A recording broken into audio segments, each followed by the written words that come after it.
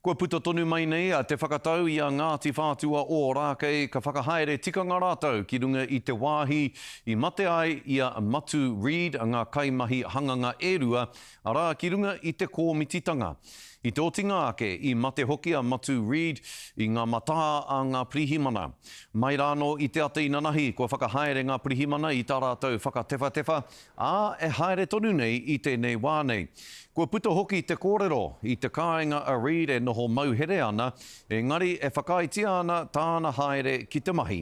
Kei roto tonu i te whare i mate ai a rāua ngā tūpāpaku o ngā ika ērua a Reid, kia oti pai ai i ngā pirihimana tā rātou whakatewhatewha. E ara ake ana te tini huhua o ngā pātai. Ara, i pēhea rā te whai wāhi o Reid ki tētahi pū, ahakoa i raro ia i ngā whakaritenga o te noho mauhere ki te kāinga.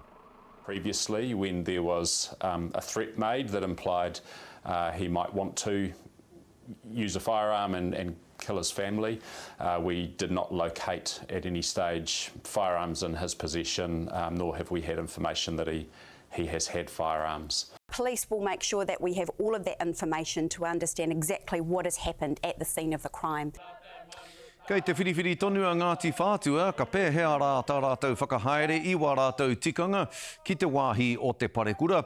Ka whāngai mai rātou i ngā whakamārama hei roto i te wā, engari i te āhua nei ka tū a te mane.